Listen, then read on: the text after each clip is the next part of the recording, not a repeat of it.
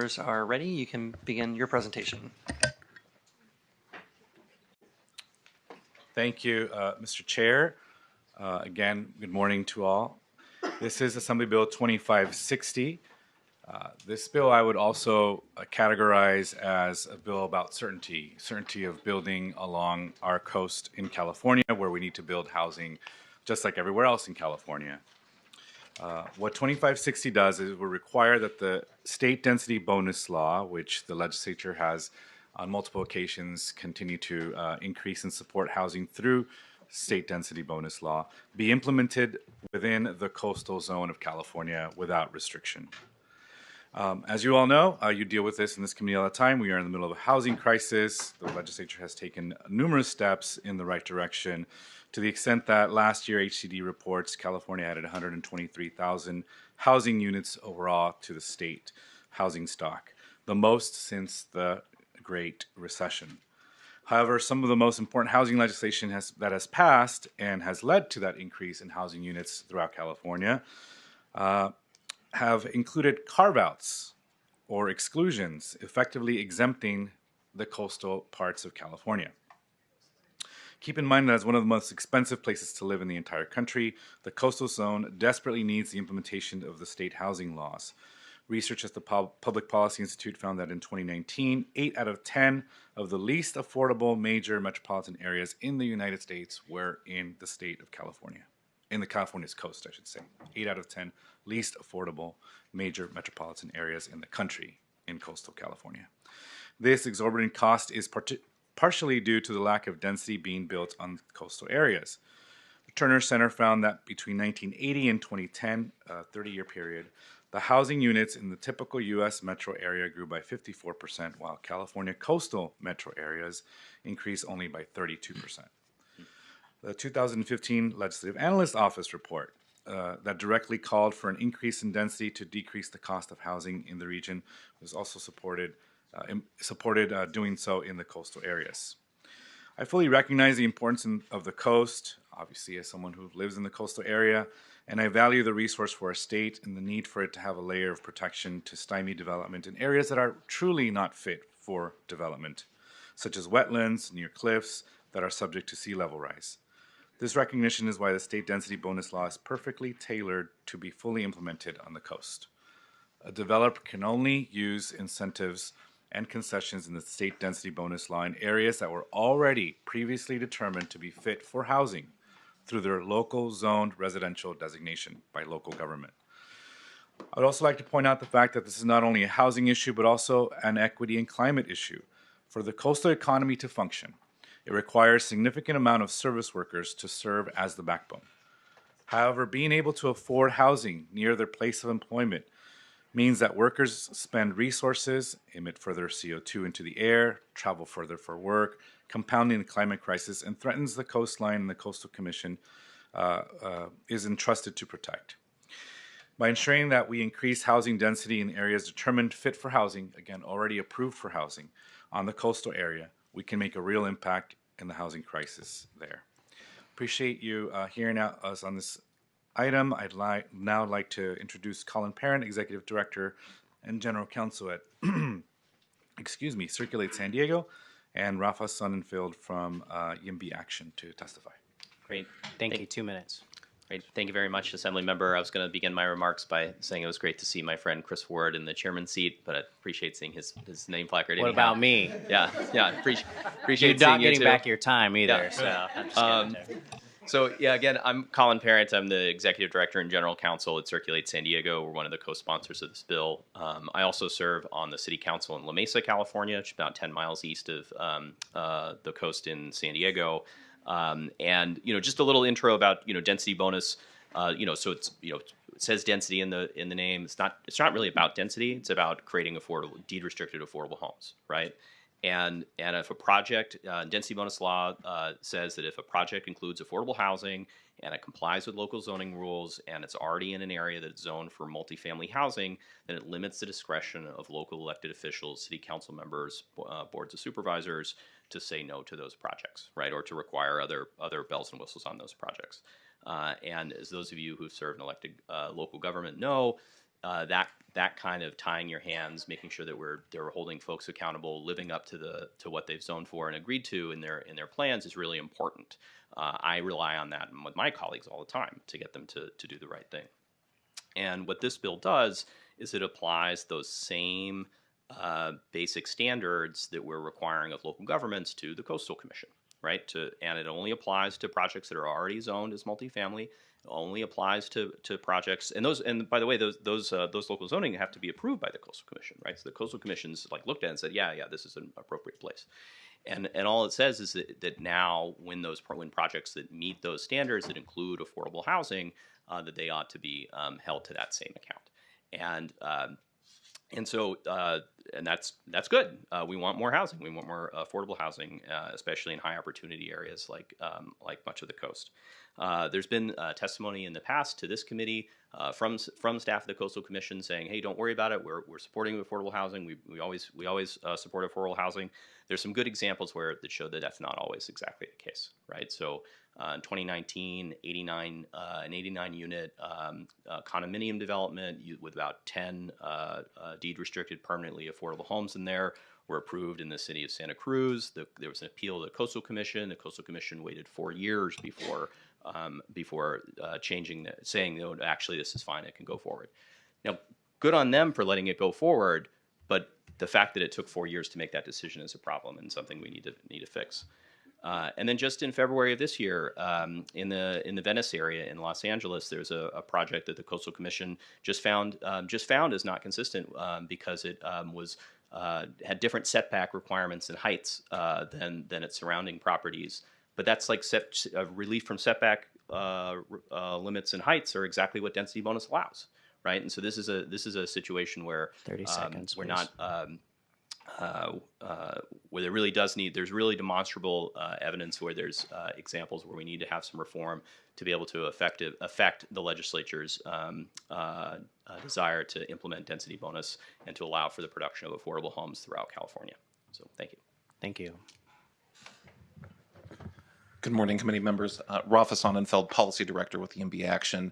I'm also a volunteer housing advocate in my home coastal county of Santa Cruz. EMB Action in our chapters fight for better housing policies because we want to reduce poverty, end homelessness, eliminate racial segregation, create jobs, and stop climate change. It's important to note that the coastal zone includes large swaths of urbanized and already developed interior areas for far inland from the coastline and beaches where new housing is needed and would be appropriate, including in San Diego, Santa Monica, Los Angeles, Santa Cruz, San Francisco, Arcata, Eureka, amongst others. By ensuring density bonus law is fully applicable in the coast, we reduce the risk of uncertainty that comes with the likely relitigation before the Coastal Commission of issues like the applicability of a density bonus height waiver, which is critical for virtually all multifamily housing projects to be feasible. The Coastal Commission will tell you that this bill is unnecessary, that the law already requires the harmonization of density bonus law and the Coastal Act. But that requires both a local jurisdiction's motivation to update their LCP, their local coastal program, and the Commission's discretionary approval of the LCP that allows the density bonus projects. And even then, the Coastal Commission staff is on record opposing heights for density bonus projects in cities like my hometown of Santa Cruz that have LCPs which allow density bonus height waivers for density bonus projects. This is a common sense measure to ensure that the state's affordable housing production laws actually produce affordable housing everywhere in the state, including our most affluent coastal communities. I'm available for questions. Thank you. Great, thank you. Any other witnesses in support? Name and organization, please. Mark Stivers with the California Housing Partnership in support. JT Herichmack, the Nonprofit Housing Association of Northern California, in support. Seamus Garrity, Lighthouse Public Affairs, on behalf of Spur and CivicWell, in support. Lorente Valencia, representing the American Planning Association, in support.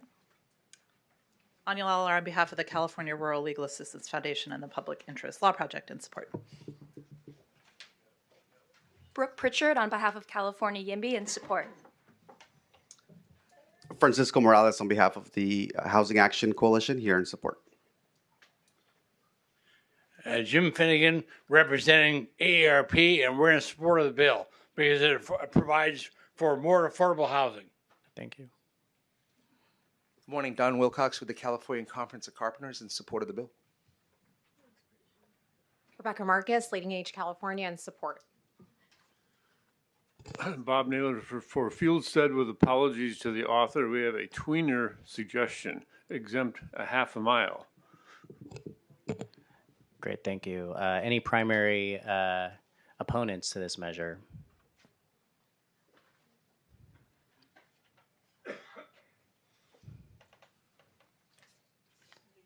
Okay, you have 2 minutes, but I'll give you 2.5 if you're excited to see me, unlike the primary candidates. I appreciate that. I'll try to keep it brief. Good afternoon, honorable committee members. My name is Christopher Malwood, and I'm a legislative fellow with the Environmental Action Committee, or EAC.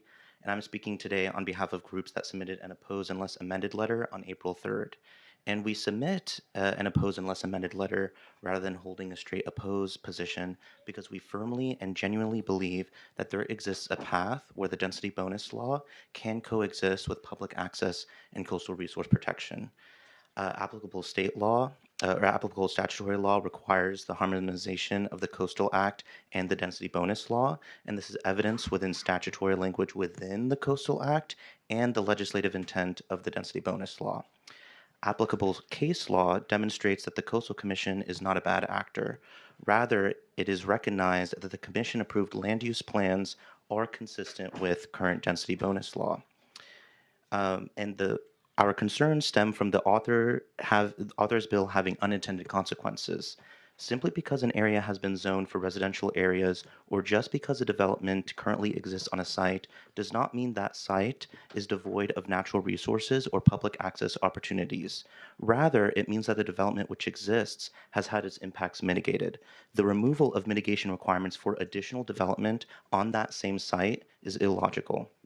Mitigation should not be construed as prohibition or denial. Discretionary review for public access guarantees is not frivolous. Public access is not always an 8-foot cement walkway with hand railings. It changes as conditions along our coast change. Further, the author's assertions are unsupported by his own materials. Most compelling is that the author's own citation to Massachusetts 40B law urges him to consider using the Coastal Act to implement housing policy rather than exempt housing policy from the Coastal Act. Further, the PPIC report that the author cited lists 3 jurisdictions which don't even have a coastal zone, and coastal areas should not be construed as areas within the coastal zone. Ultimately, this bill takes aim at the wrong target. We are happy to work with the author to develop legislation which utilizes the Coastal Act and Coastal Commission as a means to further affordable housing, not as an obstacle. And I'm happy to answer questions from the author or committee. Thank you. Thank you. Are there any other members here in opposition? Members of the public? Tomás Valadez with Azul in opposition unless amended. Thank you. Thank you. Seeing no others, we will bring it back to committee, beginning with Assemblymember Colra. Thank you, Mr. Chair, and thank you to the Assemblymember for bringing this forward. I do, and I'm having my housing hat on here. I know this is, if it gets through, is going to go to natural resources, so I may have kind of further contemplation prior to that. But just regarding, some of the concerns from opposition. And one aspect of what's being done here, I know there was a lot of conversation because there's no doubt that the housing that does exist currently along our coastal areas is not exactly accessible to most Californians, including the workers, as was alluded to. Are there affordability requirements as part of this legislation specifically?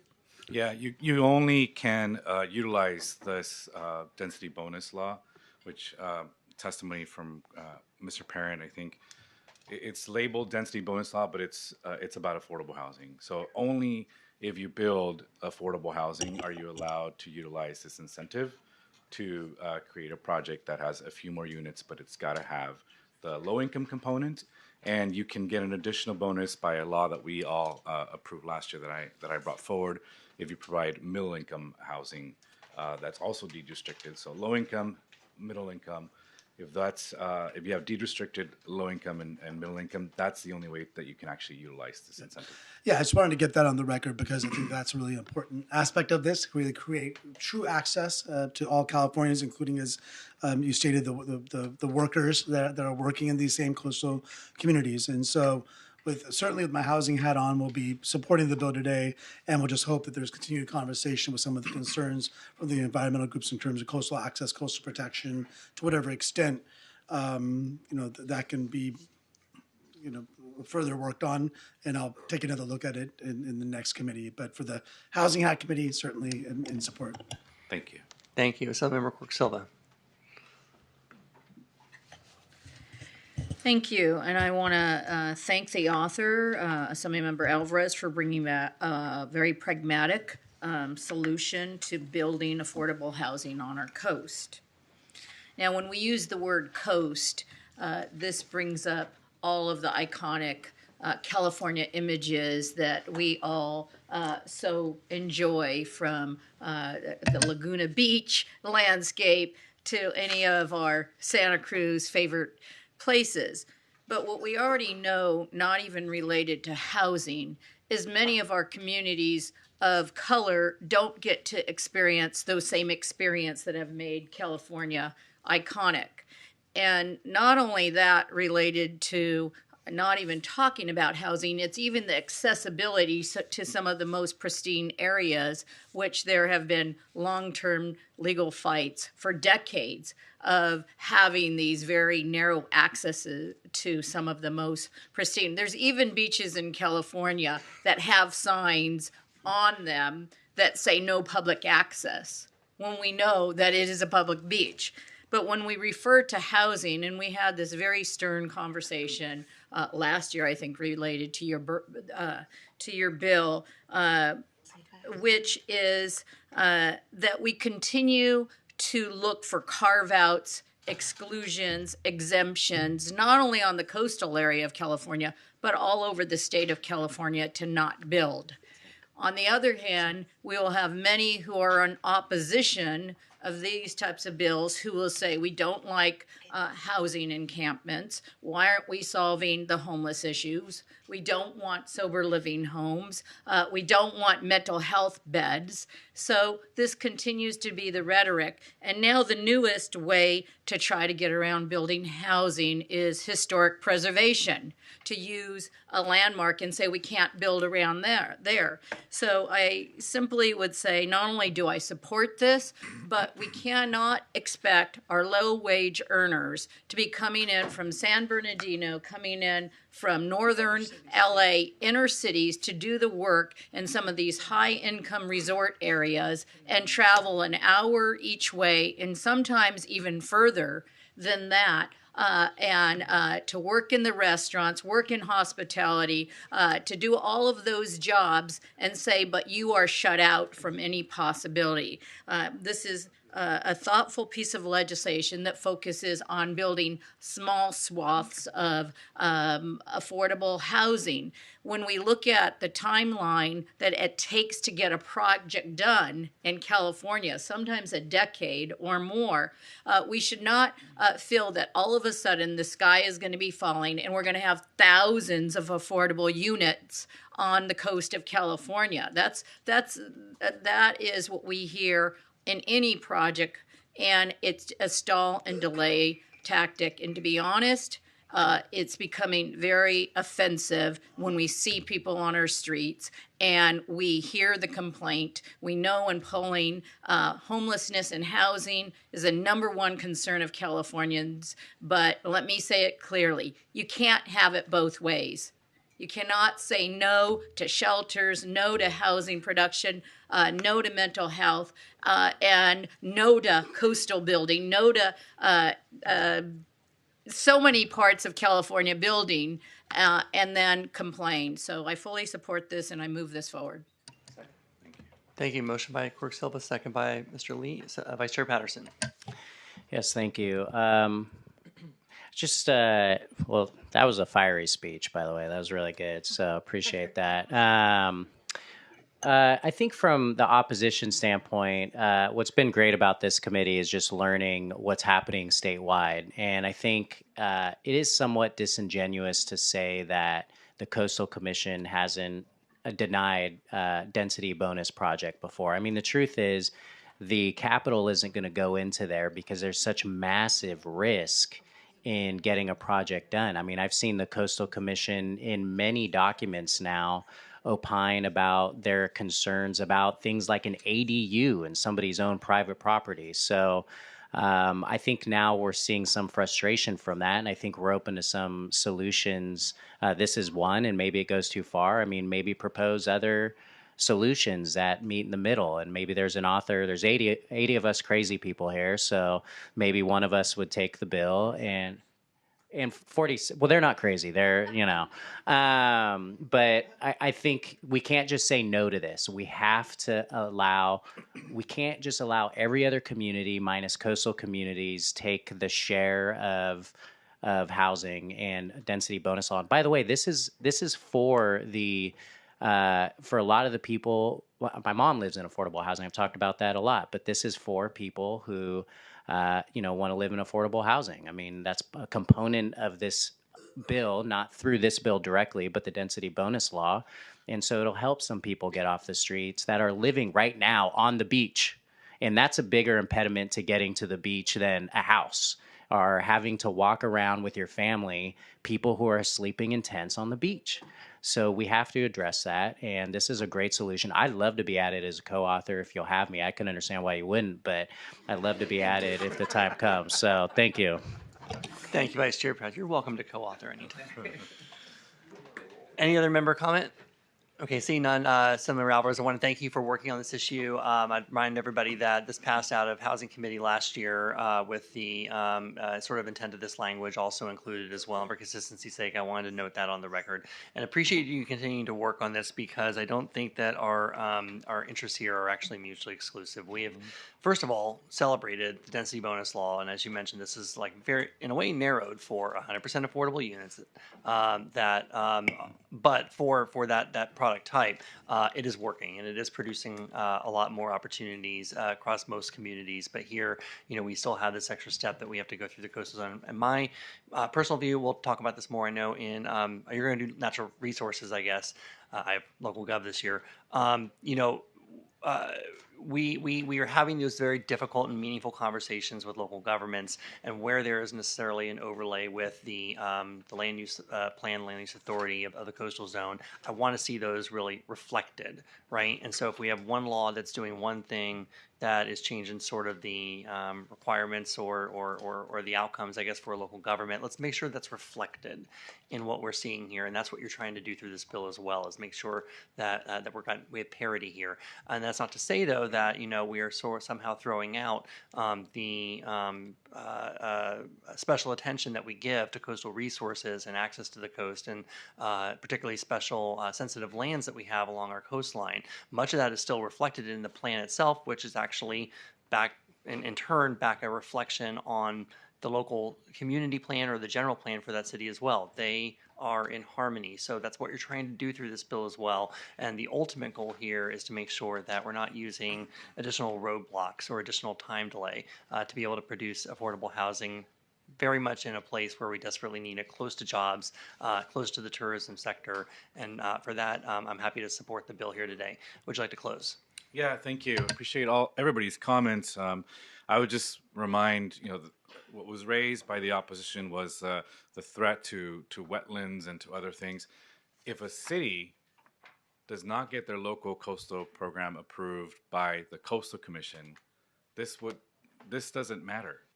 The plans that are submitted by cities must be approved by the Coastal Commission to begin with for you to be able to build anything on there. This does not supersede those plans. It does not supersede that. If the city has said, we want housing on this parcel, this bill aligns to that. It does not take away that decision that was made locally. Housing on the coast is about accessibility. It is about everybody having access to the coast, not just those who can afford it today. The other thing about this is this project, in a time where we face budget difficulties and inability to do more, although I think some of us are working on this, providing assistance to build affordable housing, this does not cost the state one penny. This is an incentive to those who are building, and they build it on their dime.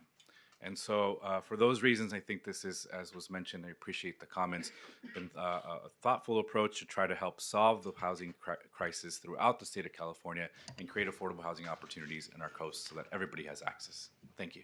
Thank you. Madam Secretary, please call the roll. Motion do pass to the Committee on Natural Resources. Ward? Aye. Ward I. Patterson? Aye. Patterson I. Grayson? Aye. Grayson I. Colra? Colra I. Lee? Aye. Lee I. Quirk Silva? Quirk Silva I. Sanchez? Wilson? Aye. Wilson I. Oh, I'm so sorry, Reyes. I'm so sorry, ma'am.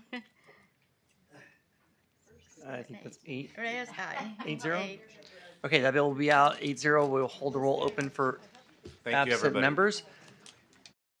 This moment,